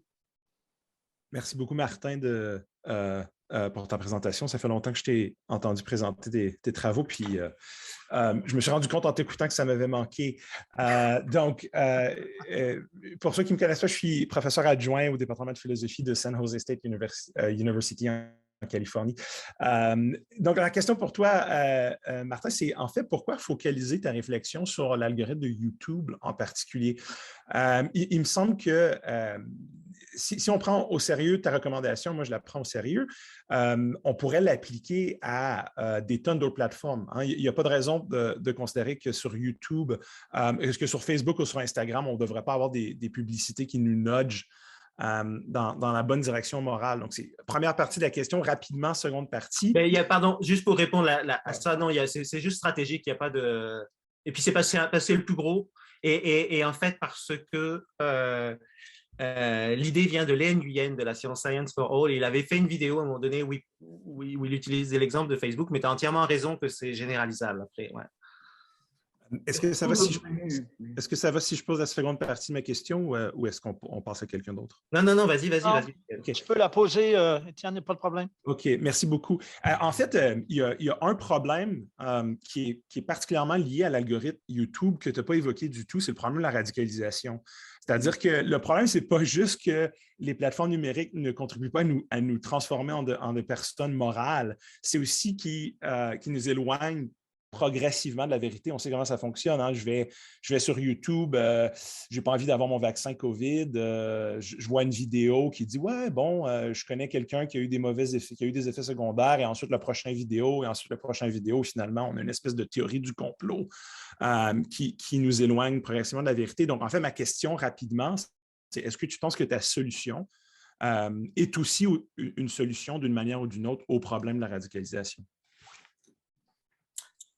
Je pense que la radicalisation, ça doit pouvoir se combattre par des algorithmes. Je pense d'ailleurs que YouTube le fait déjà en partie, qu'ils ont... je ne sais pas comment ils font, mais en tout cas, ce qui est sûr, c'est qu'il y a certaines vidéos qui sont interdites. Là, donc, ils en ont il y en a pour lesquelles ils donnent plus de... Tu ne peux plus avoir de pub, donc les gens ne peuvent plus faire d'argent. Là, leur approche, c'est un filtre, quoi. Ils veulent pas faire passer de vidéos qui amènent à la radicalisation. Là, ce qu'on propose, nous, c'est plus et c'est peut-être ça qui est un peu, pas choquant, mais c'est de dire non, il faut même pousser des bonnes vidéos. Il ne faut pas simplement interdire les vidéos trop violentes, les vidéos porno, les vidéos qui conduisent à la radicalisation. Il ne faut pas hésiter à admettre que c'est sûr que c'est très conséquentialiste comme intuition là, mais si on est d'accord que ce qui compte c'est d'avoir de bonnes conséquences, ben peut-être que il ne faut pas simplement enlever des vidéos de radicalisation, il faut montrer des vidéos qui vont amener les gens vers le bien, en tout cas du point de vue pour l'environnement. Ouais, la radicalisation, après les mécanismes de radicalisation, oui, non, c'est dans les recommandations que les gens se radicalisent beaucoup, bien sûr. Donc, ça serait peut-être même prioritaire. Un autre point par rapport à ta question, à ta remarque, je pense qu'il faut essayer on essaye de distinguer, mais ce n'est pas toujours clair, les enjeux qui sont vraiment épistémiques. Donc, les vidéos qui vont dire le vrai plutôt que le faux, et puis des vidéos complotistes folles, tu peux dire épistémiquement, ça doit pas passer. Et puis, les vidéos qui disent rien de faux, mais qui amènent dans une bonne ou une mauvaise direction du point de vue moral. En tout cas, je ne sais pas comment on se débrouillera avec ça, comment on peut se débrouiller avec ça, mais il y a la dimension épistémique et puis la dimension morale qui doivent être prises en compte pour savoir le type de vidéo à promouvoir. Et si tu as, Étienne, je sais que tu as un peu travaillé là-dessus, si tu as des idées, des références, en particulier pour la partie gouvernance, je suis preneur. Merci, M. Gilbert. Donc, question suivante de Mme Ève Séguin. Oui, merci. D'abord, merci pour votre conférence. Je m'excuse d'être dans le noir, là, mais toutes mes lampes sont allumées. Je ne peux pas faire mieux. Je suis désolée. Alors, je voudrais juste rebondir très, très rapidement sur la discussion que vous venez d'avoir avec M. Brown et rebondir sur ce que Yves disait. Il y a déjà une politisation indéniable de YouTube. Notamment, on a vu plusieurs contenus qui ont été censurés pendant la pandémie. Moi, j'ai travaillé là-dessus parce que j'ai donné un séminaire sur la pandémie de COVID. Donc, il n'y a aucun doute que YouTube est déjà politisé et prétend déjà empêcher ce qu'on appelle la radicalisation. Bon, c'était juste une parenthèse. Je voudrais faire deux remarques. D'abord, il me semble que cette proposition de nudger, elle fait porter la responsabilité environnementale sur les individus. Je suis politologue, peut-être que je devrais le préciser. Ça me paraît, à moi, très problématique. Donc, première question, est-ce qu'il ne serait pas, en supposant évidemment là, que je partage votre objectif environnementaliste, est-ce qu'il ne serait pas plus efficace que ce soit l'État qui intervienne sur les acteurs économiques, et là je pense à Yves et CSVU ou SUV, là, je ne sais pas comment ça s'appelle, enfin le gros machin qui roule sur 4 roues. Donc voilà, première question, est-ce qu'on n'aurait pas une plus grande efficacité? Donc que l'État prenne les moyens pour rencontrer ses objectifs en matière de réduction de gaz à effet de serre et ainsi de suite. Deuxième remarque, toute cette histoire de nudger, elle prend pour acquis à tort que les comportements s'expliquent par un manque de connaissance des individus. Donc, on va vous nudger des documentaires environnementalistes, on va vous nudger des documentaires vegan et vous allez voir la lumière, hein, c'est vraiment là, les lumières au 18e siècle, les lumières vont vous illuminer et vous allez changer vos comportements. En réalité, on sait, parce que je suis également sociologue des sciences et des technologies, on sait que cela est faux. Je vous donne un exemple, puis j'aimerais que vous réagissiez là-dessus si vous le souhaitez.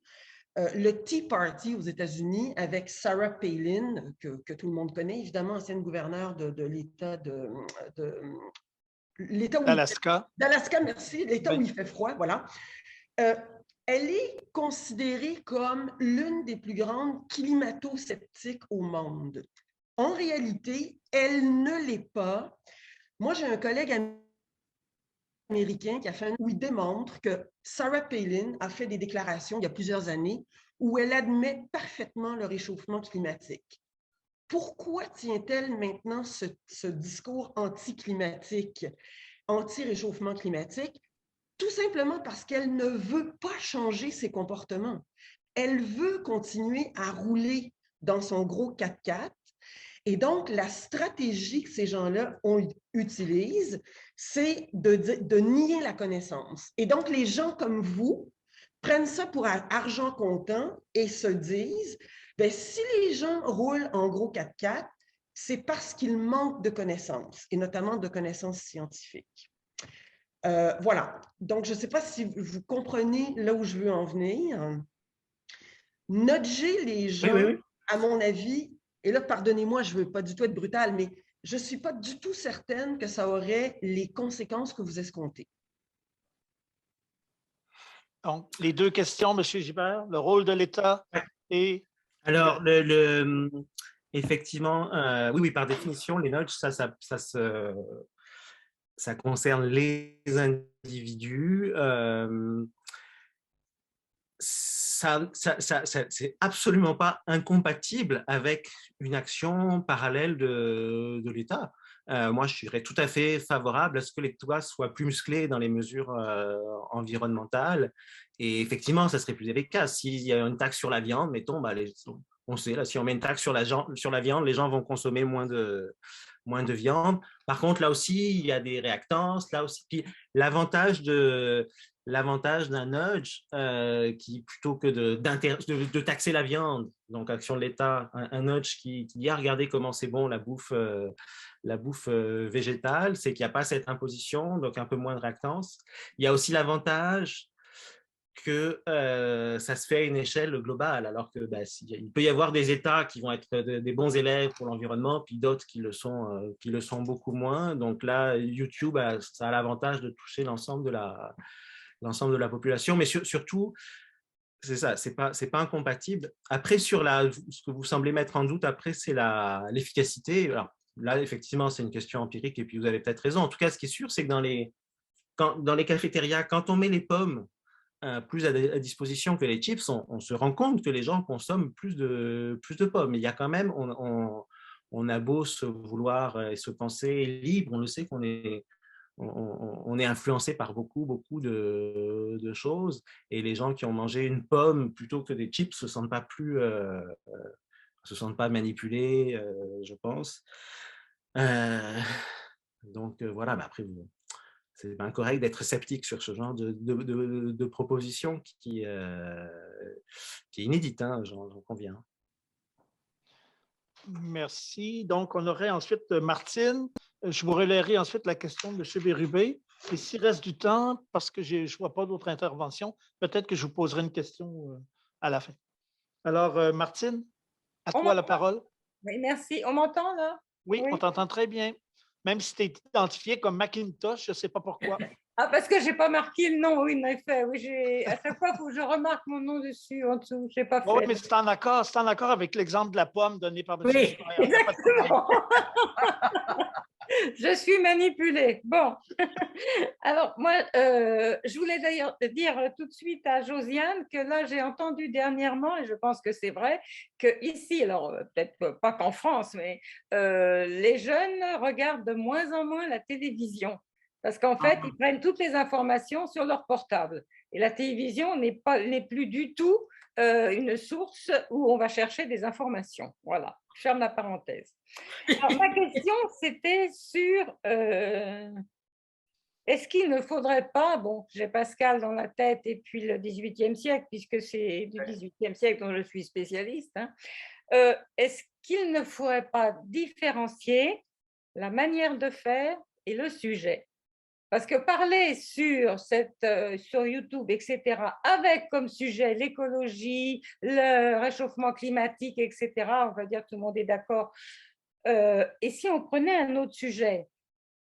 Donc, la première question, c'est ça. Est-ce qu'il ne faudrait pas différencier manière de faire et le sujet? Alors, quand je vous ai écouté, bien sûr, j'ai beaucoup apprécié votre conférence, c'est pour ça que j'interviens. Au début et tout du long, j'ai eu dans la tête que quand même, une grande bibliothèque, un catalogue de bibliothèques, c'est bien plus enrichissant que YouTube. Et comme disait Madame là tout à l'heure, bon, et ça ne nous développe pas l'esprit critique, je ne vois pas là où il est. Et donc, je reviens sur le fait de toujours avoir ce même sujet, alors, avec l'écologie qui est quand même traitée comme une religion, enfin qui se présente comme une religion, puisqu'elle nous fait notre emploi de temps, elle nous dit ce qu'il faut manger, etc. Ou alors le racisme, bon, on prend toujours ces mêmes sujets pour des explications donc de YouTube pour mettre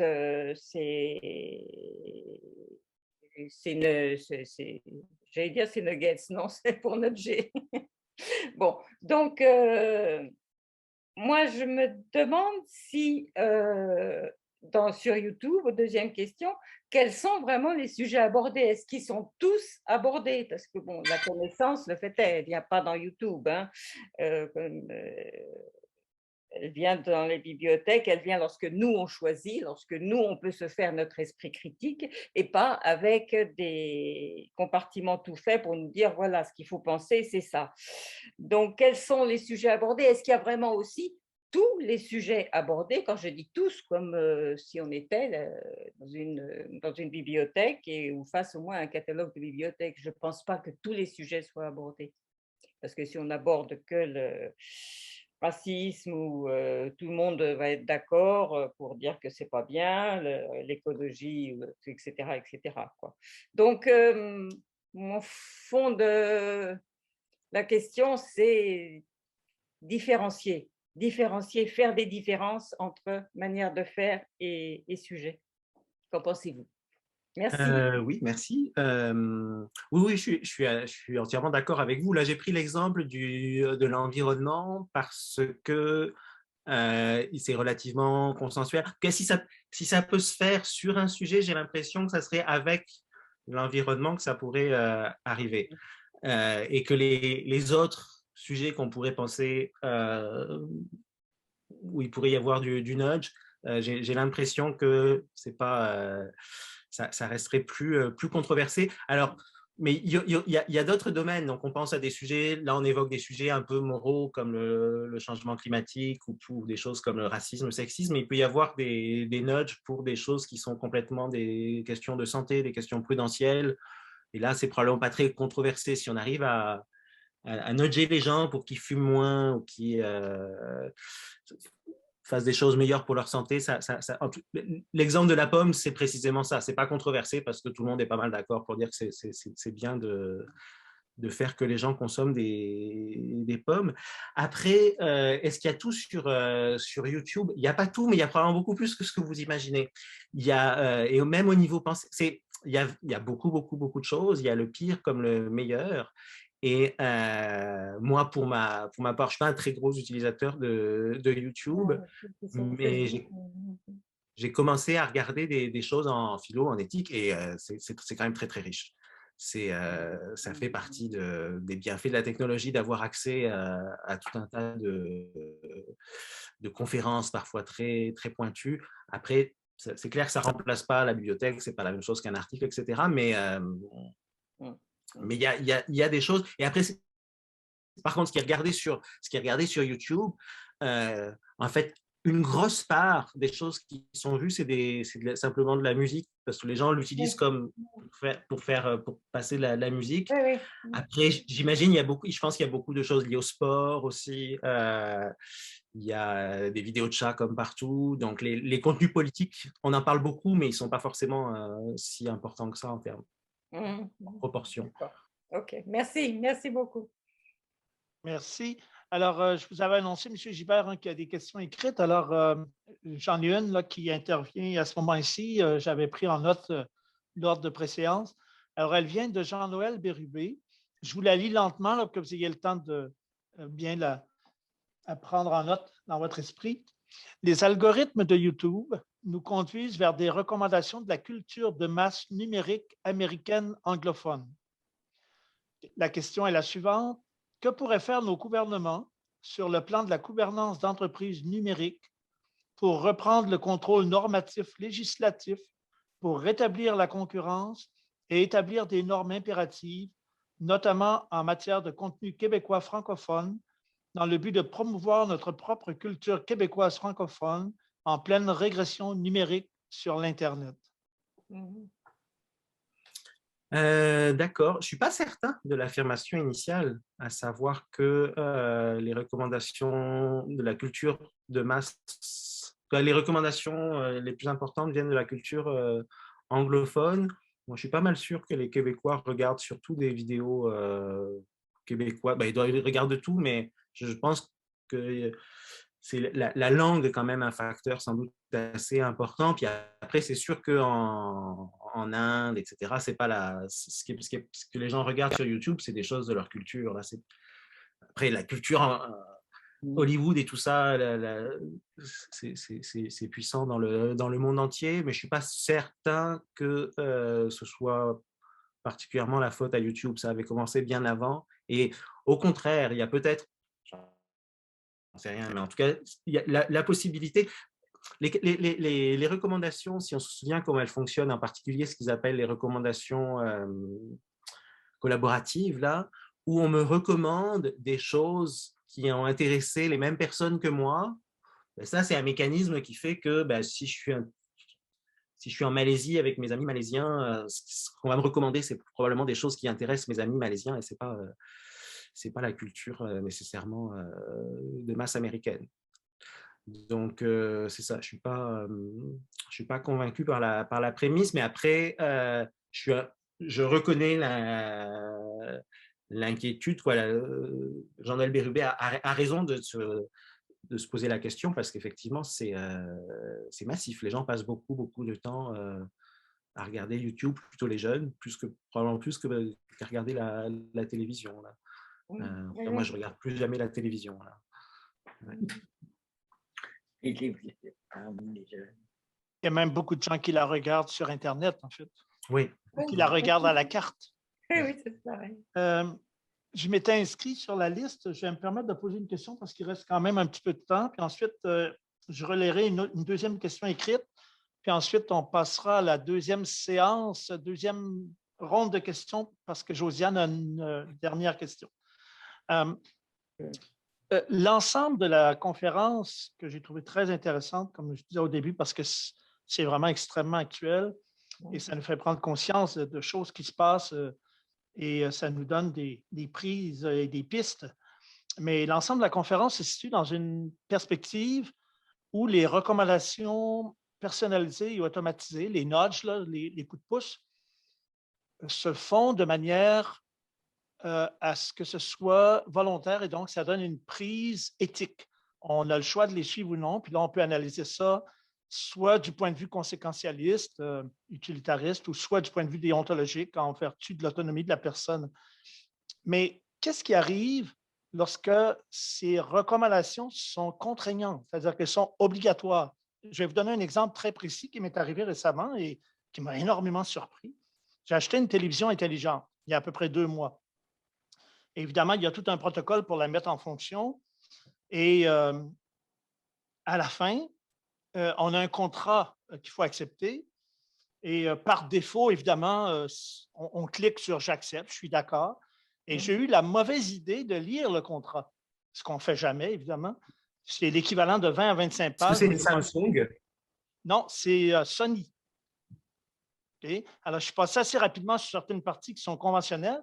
Et à la fin, à ma grande surprise, les dernières clauses, ça disait ceci. Pour mettre en fonction les principaux services de cette télévision, YouTube, Netflix, Disney+, etc., vous acceptez que nous prenions en note l'ensemble de vos choix et que nous fassions des recommandations à des entreprises qui collaborent avec nous ou au gouvernement si on juge que les choix que vous faites peuvent être dangereux pour la population, ou etc., etc.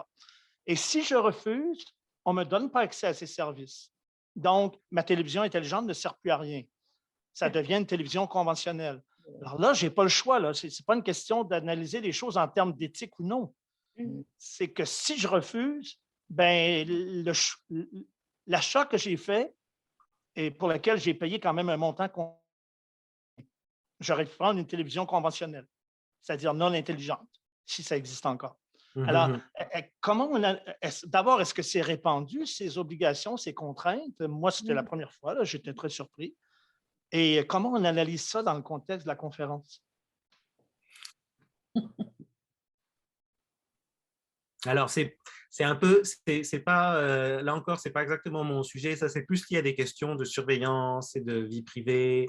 Je recommande un livre de Carissa Belize qui est prof de philo à Oxford, qui a écrit l'an dernier un livre qui s'appelle Privacy is Power, qui analyse ces enjeux-là et qui parlait. Je posais la question sur la Samsung parce que elle parle de la télé intelligente Samsung qui est particulièrement mangeuse de vie privée. Mais c'est ça, on n'est pas dans les nudges, on est dans les contrats de consentement. Alors, je pense qu'on ne peut pas dire que vous êtes obligé de l'utiliser parce que probablement que vous pourriez la retourner si vous n'êtes vraiment pas satisfait de votre télévision avec ce contrat de consentement. Probablement aussi que vous pourriez, si vous aviez le temps et la motivation, quasiment intenter un procès, mais en tout cas essayer de faire valoir vos droits de consommateur qui ne savaient pas qu'ils devaient se mettre à nu pour pouvoir utiliser sa télévision. Mais bon, ça c'est une question plus générale sur ça fait appel à cet enjeu plus général de la vie privée des données, qui est quand même connectée à l'intelligence artificielle, parce que l'intelligence artificielle, elle fonctionne parce qu'elle a accès à ces big data, à toutes ces données, en tout cas quand ça fonctionne avec de l'apprentissage automatique. On a besoin d'exemples, donc on a besoin de données. Dans le cas de YouTube, je ne sache pas qu'il y ait des enjeux particuliers liés à la vie privée, mais c'est sûr que YouTube, c'est précisément qu'est-ce que vous avez regardé, à quelle heure, à quel moment vous êtes arrêté sur une vidéo pour passer une autre vidéo, bon, tout ce genre de data, et qui va l'utiliser pour affiner ses recommandations. Mais quand vous disiez des vidéos, des recommandations, on est obligé, je pensais que vous alliez parler de l'autoplay. C'est-à-dire quand une vidéo est terminée sur YouTube, mais sur Netflix ou sur tout un tas de plateformes, on vous envoie la vidéo suivante. Et donc là, effectivement, le seul choix que vous avez, c'est de dire stop, je ne veux plus voir de vidéo. L'autre choix qu'on a, en fait, c'est qu'il ils nous disent qu'on n'a pas le choix d'accepter la publicité parce qu'ils nous donnent YouTube gratuitement et des choses comme ça. Mais là, on a bien le choix de ne pas écouter la publicité dont ils nous bombardent là, et d'attendre qu'elle soit terminée puis de rétablir le son. Donc, ça fait partie des choix. Mais au début, le contrat, on n'a pas le choix. Donc, ça, c'est plus embêtant un peu. Moi, j'ai été très surpris. Non, moi, je pense qu'il y aurait peut-être moyen de... Mais vous comprenez que quand on achète une télé, on n'a pas envie de faire un procès à la compagnie. Eh oui, non, oui, complètement. C'est là-dessus c'est pour ça qu'ils font ça, parce que les gens réagissent comme ça. Ouais. D'accord, j'avais Ida sur la liste et elle m'a relégué une question que je vais vous lire. Un instant. Alors, merci, M. Gibert, pour la conférence. J'aurais une question.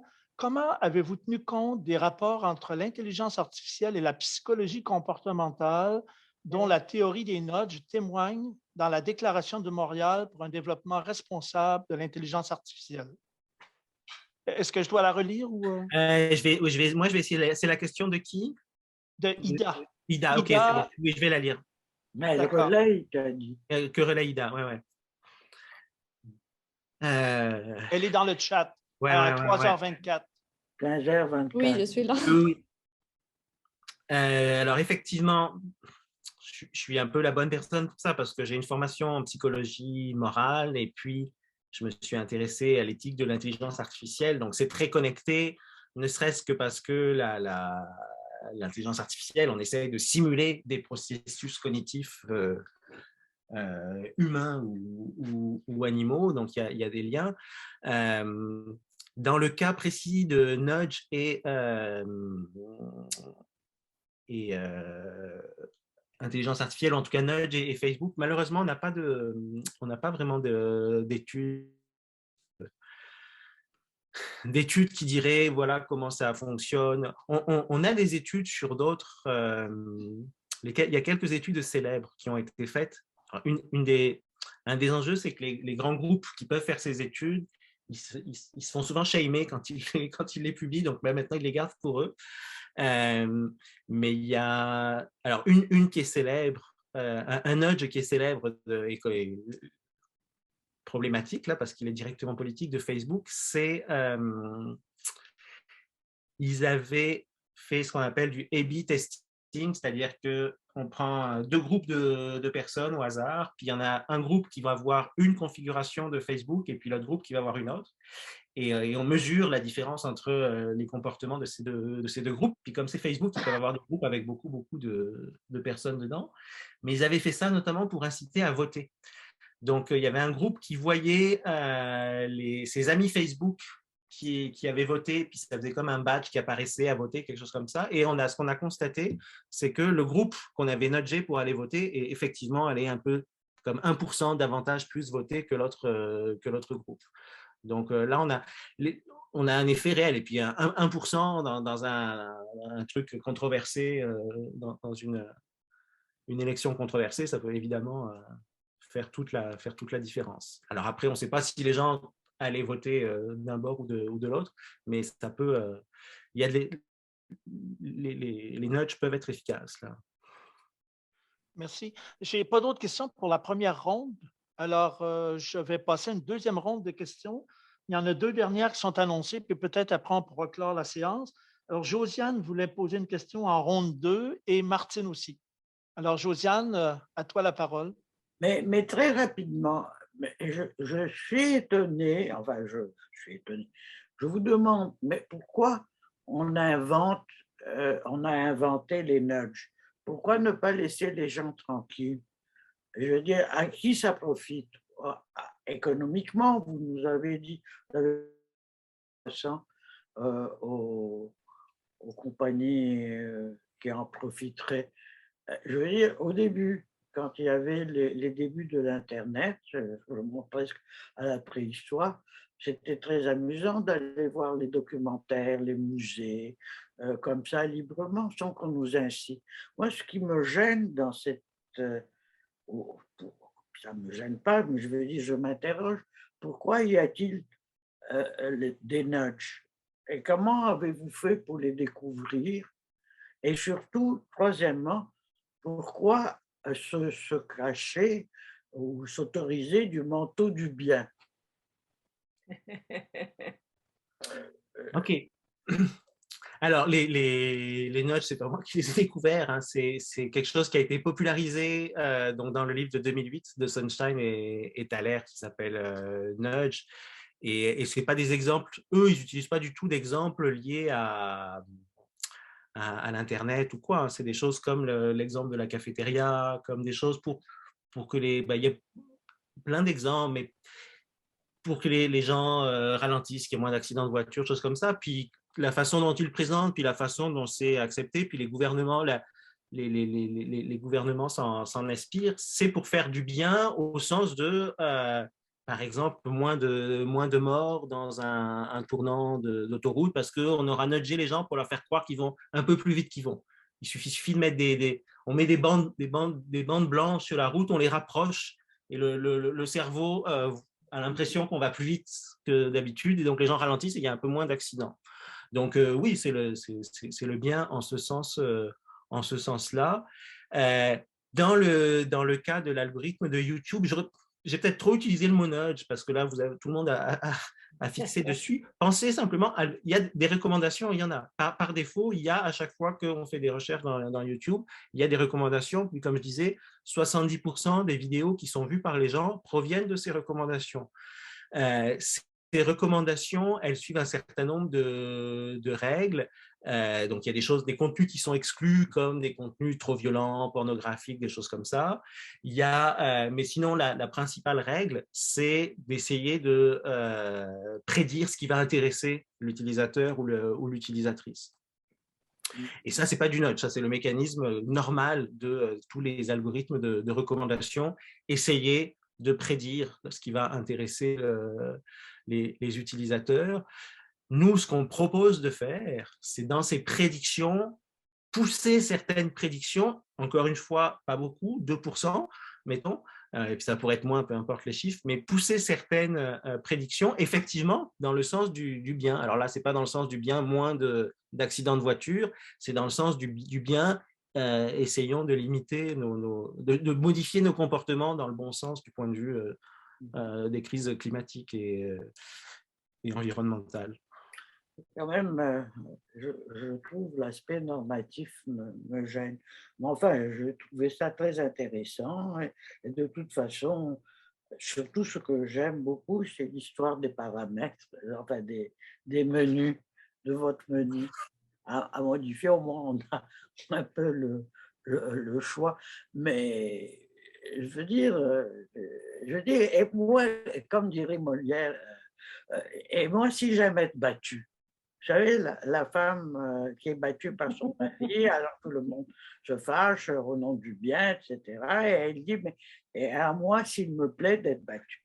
Et à moi, s'il me plaît de manger des chips plutôt que des pommes. Enfin. Mais il faut juste tirer le bras un peu plus, c'est tout. C'est ça le nudge qui dit. Mais pourquoi être gêné? Pourquoi quelqu'un s'érige à ma conservation de mon point ou de ma santé? Je m'en fiche, je n'en veux pas. Enfin, c'est sûr qu'il y a une dimension paternelle. Je plaisante et je vous félicite, monsieur, pour toute votre réflexion et qui sûrement va nous améliorer. On pourrait faire des nudges pour la politesse, pour le bien parler. Ça existe déjà. Oui, c'est bien. Ouais. Ça, c'est bien. Parce que les gens sont de plus en plus impolis en plus. Pour vous donner un exemple très précis là-dessus, alors c'est pas système de recommandation, c'est pas YouTube, c'est les agents conversationnels du type Siri ou Alexa, qui est un agent de Google. Il y en a un qui est destiné aux enfants et les parents ont la possibilité de régler, de mettre une option pour que Alexa ne réponde aux enfants que si les enfants ont dit s'il te plaît. Donc, très bien. Et moi, raconte-moi une histoire. Là, Alexa répond non, il manque le mot magique. S'il te plaît, raconte-moi une histoire. Et puis là, il raconte une histoire. Donc voilà, là, on aurait un exemple de nudge politesse. Et à bien parler aussi, des règles de grammaire amusantes. Ce serait très bien à diffuser. Voilà, je me tais. Alors, on a une dernière question en deuxième ronde pour Martine. Puis après, je pense qu'on pourra clore la Oui. séance de questions. Merci, merci. Rapidement, je voulais revenir sur la télévision intelligente parce que moi, là, il m'est arrivé à peu près la même chose, sauf que je n'ai pas lu et que j'ai accepté. C'est avec la dernière box de chez Free. Alors, elle est soi-disant formidable, etc. C'est la meilleure, c'est vrai sûrement, bon. Et elle fonctionne pareil.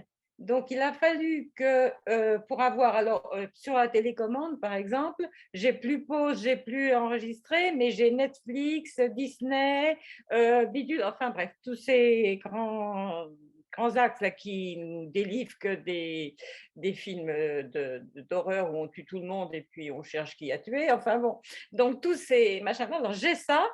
Et j'ai accepté parce que sinon, je n'avais pas ça. Enfin bon, j'ai cliqué sur accepter et résultat, je suis tombée sur des figurines idiotes, les plus bébés possibles, me disant que je devais prendre un nom. Et donc maintenant, j'ai une figurine à mon nom, enfin au nom que j'ai choisi, etc. Et si je veux regarder Netflix, il suffit que j'aille sur cette figurine, etc. Enfin bon, c'est une manière de faire. Et quand à chaque fois que je vois l'écran, évidemment, je l'éteins. Donc je me dis, si j'avais su, j'aurais pas accepté, j'aurais lu la convention avant, ce que j'ai pas fait. Bref, c'était ça que je voulais dire. Et surtout aussi, bon, dernière remarque où je suis bien d'accord avec tout ce que dit Josiane, trouvant que ça nous infantilise quand même pas mal. Ça, c'est comme si nous, on ne savait pas penser par nous-mêmes. Mais je vous laisse, vous avez parlé de la morale tout du long, du bien, du mal, parce que quand il y a le bien, donc il y a le mal. Mais on n'a pas parlé d'argent. C'est pas gratuit Oui, s'ils font ça, c'est pas parce qu'ils gagnent pas d'argent, c'est pas gratuit tout ça. Non, Il y mais a de c'est l'argent derrière. les intérêts économiques. Je crois alors, que Martin ouais, en a le modèle économique de YouTube, c'est la publicité, hein. Oui, Ah bah Donc, oui. c'est sûr qu'eux ont intérêt à ce que les gens restent le plus longtemps possible sur l'application pour qu'ils voient le plus de vidéos possible, mais surtout qu'ils voient le plus de publicité. C'est là où ils font c'est là où ils font de l'argent. Après, les nudges, ça modifie. On peut sans doute garder, ils pourraient garder le même système pour faire de l'argent. Disons que si, il y a quand même, je pense que si vous voulez être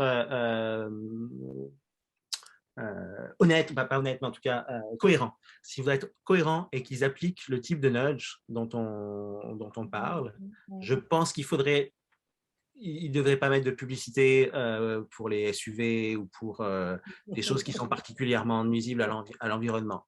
D'accord. Oui, oui. Je ne serais pas surpris que ça arrive tôt ou tard, puisque là, ils ont déjà supprimé la monétisation des vidéos qui nient les changements climatiques. Mais oui, ça serait... Là, on pourrait leur reprocher de garder des vidéos, de nudger, mais de garder des vidéos SUV, là, des publicités SUV, je pense. Ouais. Merci beaucoup, hein, c'était très intéressant votre conférence, vraiment, hein, merci. Bon, je n'ai pas d'autres personnes sur la liste, alors je pense qu'on peut clore la séance de questions. Je remercie tout le monde hein, pour le fait qu'on a respecté la demande initiale, c'est-à-dire qu'on a posé des questions relativement ciblées et précises, ce qui facilite la prise de parole. Vous avez nudgé. C'est ça. C'est vrai, j'avais fait un petit nudge au tout début, une petite recommandation personnalisée, mais elle n'était pas automatisée. Hein? Non. C'est la différence. Alors, je remercie tout le monde d'avoir respecté la consigne. Je remercie M. Gibert pour sa générosité parce que ça va faire bientôt 2 heures qu'on est en séance. Et je vais redonner la parole à Josiane pour le mot de la fin. Merci Jean-Claude, mais surtout je veux remercier cette merveilleuse conférence, très fascinante conférence, mais ça ne me rend pas en tête que pour la publicité, c'est impossible à rectifier, Martin, parce que, par exemple, il y a très longtemps, j'avais vu, par exemple, Libé, hein, qui faisait à l'intérieur de une grande affaire, une analyse sur la pauvreté ou je ne sais trop quoi, mais les pages étaient ponctuées, par exemple, de publicités pour Cartier, pour la Mercedes et ainsi de suite. C'est pas possible de lutter contre la... Faut de l'argent. Ah, l'idée, c'est pas automatisé. Quand le système est automatisé, ça peut marcher. Ça pourrait, Ah oui, on pourrait dire qu'il n'y a pas de publicité de SUV sur YouTube, ça serait tout à fait possible. Comme on pourrait dire, sur les interdits de publicité, on oublie souvent, mais au Québec, il y a la publicité pour les enfants est interdite. Ça marche très bien. Ah, c'est vrai. On s'en sort très bien sans publicité Mais- pour enfants. Donc, Mais par exemple, si les États-Unis disent tout à coup, il ne faut pas que vous mangez du foie gras, Oui. alors, non, à Noël, enfin pour les Oui, repas, oui, le disent. on aura bientôt des nudges contre la méchanceté des animaux, contre les animaux. moi, je serais favorable. Moi, je serais favorable. Pourquoi c'est tellement bon? C'est comme les chips. Vous voulez m'interdire les chips, vous voulez m'interdire le foie gras, où allons-nous? On ne va pas rentrer là-dedans, mais ce n'est pas la même chose. Foie gras et chips, Écoutez, c'est deux choses différentes. taquine. Je suis tout à fait favorable qu'on éduque le bon peuple. Voilà.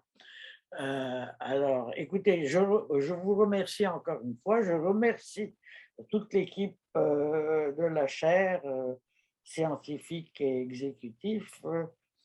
Ida, Cavé, qui n'a pas parlé, Hubert, Nicole Dinoufa et Omer et Jean-Claude, bien sûr. Et je vous rappelle, avec mes vœux de Noël, et en vous disant au revoir, que la prochaine conférence, c'est le 25 janvier, une conférence de M. Jorge Flores Aranda, de l'École du travail social, qui va nous parler à propos de son projet, voilà, aussi très, très bien, mais très douloureux, la recherche communautaire comme réponse à l'injustice épistémique vécue par les personnes de la diversité sexuelle et de genre. Voilà. Alors, rendez-vous donc le 25 janvier et entre-temps, très bonne fête de Noël et soyez charitables pour les pauvres sans-abri. Moi aussi, je fais mon message. C'est bien. Merci. Merci aux merci aux conférenciers. Merci. Merci beaucoup.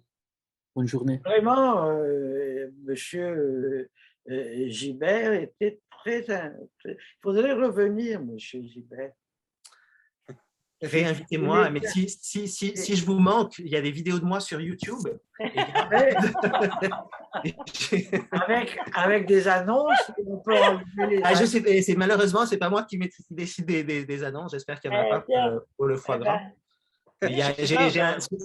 Sur ce sujet-là, mon livre, Faire la morale au robot, est accessible et assez agréable à lire. J'avais une question, mais... Elle est numérisée, elle est en format numérique. Ah oui, à la bibliothèque, vous pouvez le prendre en format numérique à la bibliothèque, bien sûr. Oui, parce que je ne peux plus lire que ça. Ouais. J'avais une question, M. Gilbert, mais elle n'a aucun lien avec la conférence et avant que vous partiez, je vais vous la poser. Votre blog s'intitule « La quatrième blessure ». Est-ce que c'est en lien aux 3 blessures narcissiques de Freud? Et vous avez bien deviné. Oui, d'accord. C'est ce que j'ai pensé. C'est ce que j'ai pensé, mais j'ai dit c'est peut-être pas ça. D'accord. Non, c'est ça. La quatrième blessure, ça serait on découvre qu'il y a des intelligences artificielles plus intelligentes que nous, quelque chose comme ça. Mais qu'est-ce que c'est une chose intelligente là? Vous parlez de la télévision intelligente, qu'est-ce que c'est? OK. Disons, c'est la télévision qui peut être utilisée comme un ordinateur. Ah bon? Voilà. Ouais. Ouais. Oui, je peux naviguer sur YouTube, sur ma télévision et faire les mêmes choix que si j'étais sur l'ordinateur. Et tu peux écrire aussi? C'est-à-dire que je peux écrire les demandes au lieu de les faire vocalement. C'est ce qu'il y a une Non, fonction je pour, voulais dire avec Word, etc. je ne sais pas si je pourrais utiliser des courriels, des textos. Je n'ai pas essayé. Je crois que non, là, mais l'important, c'est qu'ils m'offrent les mêmes services que sur l'ordinateur. Alors, donc, on peut aller, par exemple, en France, écouter France Culture ou des choses Oui, comme ça. tout à fait, oui. Oh, mais c'est formidable, ça. Oui, oui, c'est formidable, sauf qu'il faut accepter en contrepartie qu'ils nous donnent, ils nous bombardent un peu de publicité à chaque fois qu'on reçoit un choix qu'on a fait, là. Mm. Mais c'est formidable parce que on a accès à toute la musique qu'il y a sur YouTube. Oui. La mère de mon ex qui est venue ici pour faire un petit tour était absolument éblouie par ça parce qu'évidemment, elle a 89 ans et elle voulait avoir tous ses chanteurs préférés. Alors, c'était illimité. On a passé une soirée à écouter de la musique qu'elle voulait écouter et elle était absolument ébahie. C'est merveilleux. C'est comme un ordinateur géant, quoi. De ce point de vue-là, du moins. Oui, c'est ça, oui. Bon, moi, je vous laisse sur ces bonnes paroles techno. Merci. Merci Merci beaucoup.